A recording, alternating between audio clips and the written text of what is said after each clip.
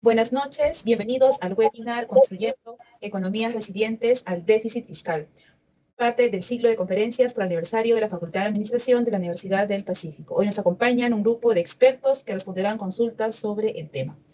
Antes de dar inicio al panel, es importante mencionar que, al igual que una familia, los gobiernos tienen ingresos y gastos. Los ingresos, en su mayoría, provienen de la recaudación de los impuestos y sirven para hacer frente a los gastos. La posición fiscal, también conocida como resultado económico, es la diferencia entre los ingresos y los gastos del gobierno. Si es positiva, se denomina superávit o ahorro fiscal. Equilibrio en caso sean iguales y déficit cuando los gastos superan a los ingresos. Bueno, dicho esto, invitamos a que nuestros expertos nos respondan la siguiente pregunta. ¿Las economías pueden vivir con un déficit fiscal? Invitamos a los panelistas. Muy buenas noches con todos. Les saluda Mayra Guamán. Antes de responder la pregunta, es importante precisar cómo es que se endeudan los gobiernos. Y el endeudamiento surge a través de emisión de unos documentos llamados bonos que ponen a la venta a través de una bolsa de valores. Quien compra estos bonos le presta al país y a cambio se queda con el documento que luego genera un interés. Sin embargo, un mayor endeudamiento vía externa de emisión de bonos debe tomarse con cautela. En ese sentido, el financiamiento del déficit no soluciona el problema de fondo, que es el déficit en sí mismo. Es decir, a través del financiamiento se cubre la diferencia, pero no se ataca la causa del problema, que es una baja recaudación tributaria y un alto nivel de gasto público, así como el lento crecimiento del PBI, como el claro ejemplo en el 2020 a consecuencia de la COVID-19. Eso sería por mi parte. Buenas noches con todos, les saluda Isabel Villanueva. Al respecto quisiera comentar que existe cierto consenso en aceptar los déficits fiscales cuando la economía del Perú se encuentra en una recesión, la cual requiere dar un impulso que puede hacerse desde el gasto público. Pero caso contrario, debe mantenerse el equilibrio fiscal, ¿no? Es lo recomendable. El otro punto de consenso es que la deuda pública, que es el mecanismo de financiamiento en un déficit, no debe exceder al 30% del PBI del país, en este caso en particular para Perú, ¿no? Pues de lo contrario, esto generaría que se incremente el riesgo país, que disminuya el grado de inversión privada y por lo tanto significaría pagar más intereses en caso se decida tomar más deuda. En tercer lugar, comentar que no es posible vivir gastando por encima de los ingresos de manera indefinida, es decir, gastar constantemente más de lo que ingresa, dado que ello genera un aumento insostenible de la deuda, lo que puede llevar finalmente a una crisis financiera. Gracias, eso es todo de mi parte. Buenas noches con todos. Bueno, mi nombre es el ingeniero Alan Orellana Alcaide, y en concordancia con las intervenciones previas, considero que la respuesta siempre será depende. Por ejemplo, pensemos en una familia que gasta por encima de sus ingresos. Por un tiempo podrá mantener la situación si es que tiene reservas anteriores y decide usarlos, si se endeuda. En cualquiera de las dos opciones, solo se está financiando el hueco, pero no se está solucionando el problema de fondo. Lo mismo está pasando con las finanzas públicas del gobierno peruano. Dada esa realidad, ¿cómo es posible que se realicen una serie de promesas como nuevos ministerios? ¿De dónde saldrá el dinero? La respuesta será la siguiente. Tenemos un bajo nivel de deuda pública, que equivale al 23% del PBI, por lo que tenemos techo para endeudarnos. Sin embargo, no es lo óptimo porque si agregamos la deuda interna, como aquella con la UNP, nos aproximamos al 60% del PBI. Entonces, la primera tarea debe ser la restauración de la disciplina fiscal, y esto significa mantener un equilibrio entre el gasto público y los ingresos, y garantizar que la deuda pública sea manejable. Gastar mejor sí, gastar más no. Eso sería por mi parte. Buenas noches a todas y todos. Mi nombre es Sandra Rosas. Me gustaría comentar al respecto, precisar, ¿no?, que el déficit fiscal en el país también se presenta por la combinación de dos factores. El primero de ellos es por la disminución de los ingresos tributarios, y esto como consecuencia de la recesión económica. Y el otro factor es un aumento en el gasto del gobierno. Y esto se da como una medida para impulsar la economía. Ahora, es importante recordar que la inversión pública representa solo el 20% de la inversión total del país. Por lo tanto, este indicador tiene un impacto limitado, ¿no?, porque el crecimiento económico en realidad se impulsa a través de la inversión privada. Ahora, el problema de no cumplir con la meta de la regla fiscal es que como país se da una mala imagen hacia el mundo, hacia los mercados internacionales, porque esto refleja cómo se está gestionando internamente la economía de un país, ¿no? Entonces, si un gobierno se compromete a mantener el déficit fiscal en 2%, es decir, que el exceso de gastos sobre los ingresos no supere el 2% del PBI, y en cambio termina siendo 2.8 o 3%, entonces esto va a generar preocupación y, como mencioné, perjudica la imagen que tenemos a nivel global. Eso es todo de mi parte. Gracias.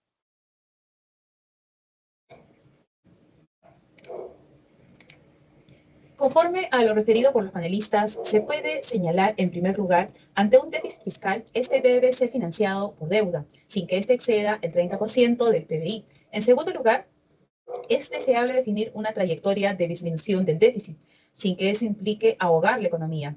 Y esto será posible evitando medidas que puedan contraer excesivamente la actividad económica. En tercer lugar, resulta imprescindible elevar los ingresos tributarios a través de una reforma tributaria. Las medidas deben incentivar y facilitar el pago de impuestos y no lo contrario, ampliar la base tributaria de manera que todos paguen requiere de decisiones innovadoras y creativas. En ese sentido, invito a los panelistas a responder la siguiente pregunta. ¿Qué recomendarían para reducir el déficit fiscal? Adelante, por favor. Gracias, Bexy. En mi opinión, en los próximos años se debe aplicar una reforma tributaria integral que amplíe la base tributaria, mejore la equidad, logre una buena administración tributaria y promueva la eficiencia y la transparencia en el manejo del gasto público. En la literatura económica existe un consenso sobre la necesidad del equilibrio fiscal para alcanzar un crecimiento económico sostenido. En ese sentido, ¿qué medidas se puede recomendar aquí? Es analizar los factores que han contribuido a la mejora fiscal en los últimos años. Por ejemplo, un logro de las reformas o los cambios estructurales y aprovechar el boom de los precios de las exportaciones. Betsy, gracias por la pregunta. En mi caso, considero que en términos lógicos, la solución básicamente incluye aumentar ingresos y disminuir gastos, ¿no? Entonces, en ese sentido, por el lado de los ingresos, es clave aumentar el crecimiento económico, pues a mayor crecimiento económico, mayor recaudación tributaria. Por este lado podemos ver, por ejemplo, la evolución de los precios de los metales, ¿no? Que se esperan niveles más altos en este 2025, lo que podría facilitar el cumplimiento de la meta para el año que viene. Y en paralelo a ello, y de una vez por todas, es necesario, viendo hacia el futuro, que se pueda expandir la base tributaria, es decir, aumentar el número de contribuyentes, dado que los niveles de informalidad que tiene el Perú complican cumplir las metas fiscales. Esto no significa responsabilizar a los informales de no ser formales, sino por el contrario, significa reconocer la responsabilidad del Estado en encarecer la contratación de un trabajador formal. En esta línea, el Congreso tiene un rol clave para poder dar solución en este tema, ¿no?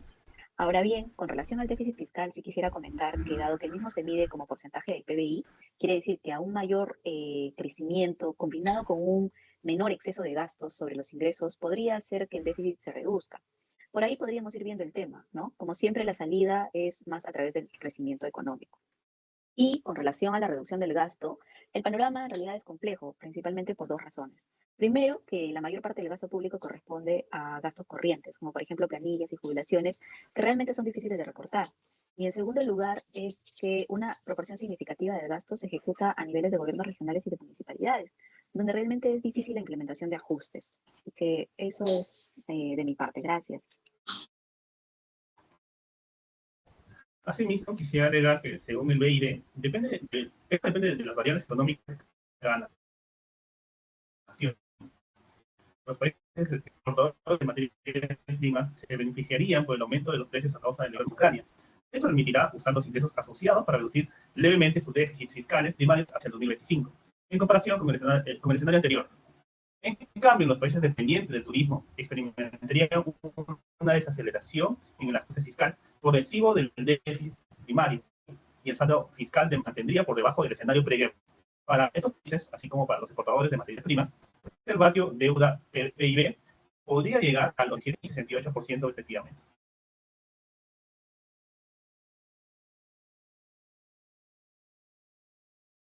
Gracias, Betsy, por la pregunta. Y bueno, solo para agregar con respecto a lo que comentaron los panelistas anteriores, creo que en este momento, en el país, para lograr una adecuada gestión fiscal, lo que se requiere con urgencia es mejorar la credibilidad y la legitimidad del gobierno.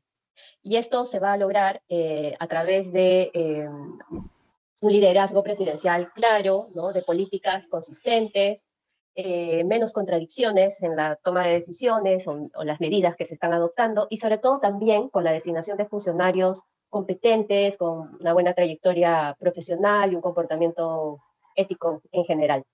Ahora, en el contexto económico actual y global, los países tendrían que empezar a tomar ya decisiones estratégicas para disminuir su déficit fiscal, pero sin afectar su economía actual, ¿no? En ese sentido, los países tendrían que ya ir proyectando en políticas a mediano plazo, pero teniendo en cuenta un escenario incierto o con mayor incertidumbre que el actual. Entonces, esto requiere, ¿no? De estrategias para poder definir bien una estructura óptima de endeudamiento, plazos, las tasas de interés, los tipos de bonos que se van a emitir y sobre todo de plantear estrategias que puedan asegurar fuentes de ingreso para el país, ¿no? Para cada país.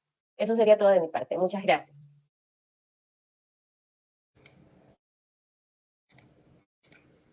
Gracias por sus respuestas. Entonces, los expertos destacan que las políticas de reorientación del gasto y que protegen las inversiones públicas productivas, por ejemplo, en infraestructura, en salud, en educación, pueden reducir los impactos negativos de la consolidación fiscal en el producto y reducir la desigualdad del ingreso.